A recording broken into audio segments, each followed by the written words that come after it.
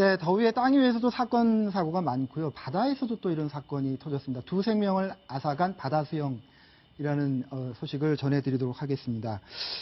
윤상 기자, 바다 수영 대회라 그러면은 수영을 잘하는 사람들만 나가는 거잖아요. 근데 왜 이런 사건이 났을까요? 어떤 내용입니까?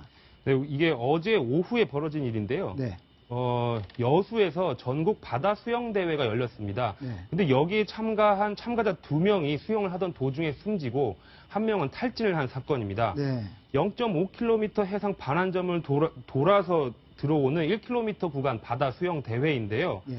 이 도착점을 얼마 남기지 않고서 5분 간격으로 두 명의 참가자가 쓰러졌고 네. 병원으로 옮겼지만 결국 숨졌다고 합니다. 네. 네. 근데 이 대회는 국내 최고 권위인 장거리 바다 수영 대회이고 구간별로 참가가 가능합니다. 10km, 4km, 네. 1km 이런 3개 종목을 나눠서 참가를 하기 때문에 동호인들이 많이 찾는 대회입니다. 네.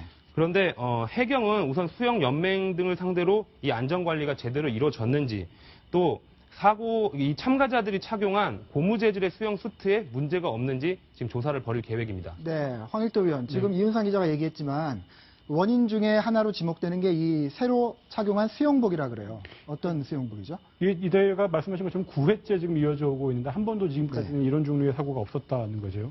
그렇기 때문에 대회 관계자들이 언론 인터뷰를 통해서 혹시 지금 사고를 당하신 분들이 입고 있던 고무 재질 수영 수트에 문제가 있었던 것은 아니냐라는 견해를 지금 이야기를 하고 있는 상황입니다. 고무 수트라는 것이 기본적으로 통풍이 잘 될 리가 없는 재질이지 않겠습니까? 네. 저체온증이 방지되고 해파리 공격 같은 걸 방지할 수 있는 좋은 장점들이 있지만 거꾸로 보면 이런 단점들이 있기 때문에 상당히 조금 이렇게 주의해서 지켜볼 필요가 있는 사안인 것 같습니다. 네, 황성윤 의원, 게다가 좀 진행 관리도 좀 잘못됐던 것 같아요. 지금 보면 이제 9년 동안 사고가 없었다는 것이 오히려 이번 사건을 좀 불러일으키지 않은가 생각을 하는데요. 예. 과거에 보면은 저도 놀랐는데요. 저 수영대회를 하면 항상 오히려 참가자들은 안 하려고 하고 저런 거 왜 하냐고 불평을 하는 속에서도 꼭 준비운동을 합니다. 준비운동. 그거 안 하면 안 되거든요. 근데 이번에 없었다. 참 상식적으로 이해하기 어려운 거고요. 네. 그다음에 수온이 좀 비정상적으로 높았어요. 네. 항상 바닷속에서 문제는 수온이 높아서가 아니라 낮아서 문제가 되거든요. 네. 그래서 저런 아까 슈트를 입는 것도 저체온증 때문에 입는 건데 요번에 보면 30도가 넘었다는 얘기가 나오는데 네. 사실 27도가 넘으면 굉장히 좀 어려운 상황이 됩니다. 네. 그런데 강행을 했다는 것. 그리고 이제 저 보면 완전히 몰려갔는데 저러면 사고가 나거든요. 네. 근데 출발 간격을 30분 단위로 하기로 돼 있었다고 하는데 요번에 그것도 어겼다는 거거든요. 근데 이제 안전요원 숫자가 적고 그러다 보니까 강행을 하다 보니까 이런 일이 일어난 것 같습니다. 네. 결국 작은 안전 수칙을 지키는 것들이 굉장히 중요하다는 얘기를 다시 한번 확인을 하게 되는데 이윤상 기자, 대구에서는 이 페스티벌을 즐기러 갔던 그 공연 관객들이 무더위 속에서 기다리다가 탈진해가지고 쓰러지는 사고가 있었다죠? 네, 날씨가 너무 덥다 보니까 이런 사고가 이어지고 있는 것 같은데요. 어제죠, 오후 3시쯤 대구 스타디움 보조 경기장에서 열린 한 힙합 페스티벌에 입장하기 위해서 기다리던 10대와 20대 8명이 네. 어지러움을 호소하면서 탈진해 병원으로 이송이 됐습니다. 네. 그런데 이날 대구를 포함해서 경북 지역에 더위가 기승을 부렸는데요.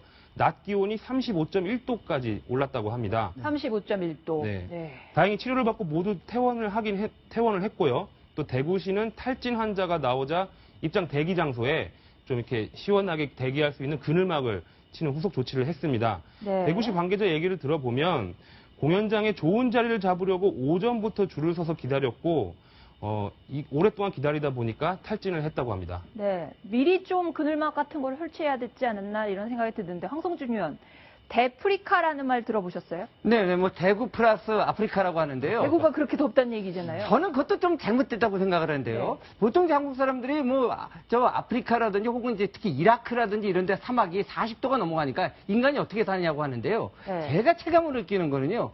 이라크 사막에서 40도가 이 대구에서 35도보다 더 쉽습니다.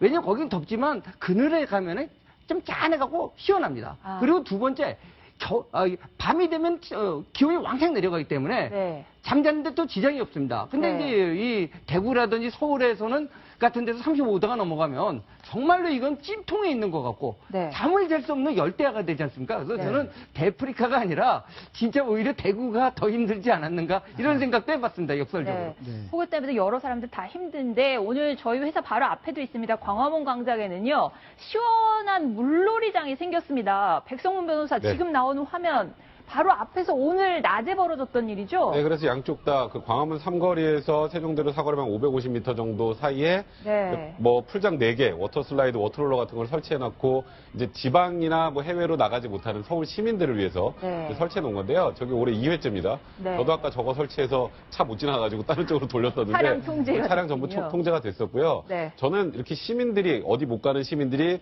서울에서 저렇게 정말 그 해외에 무슨 휴양지 가듯이 놀 수 있다는 거 그것도 굉장히 좋은 아이디어라는 생각이 드네요. 네. 자, 국내 사건 사고 소식 또 피서 소식 여기까지 알아보고요. 사드 얘기, 한반도를 뜨겁게 달구는 사드 얘기로 넘어가 보도록 하겠습니다.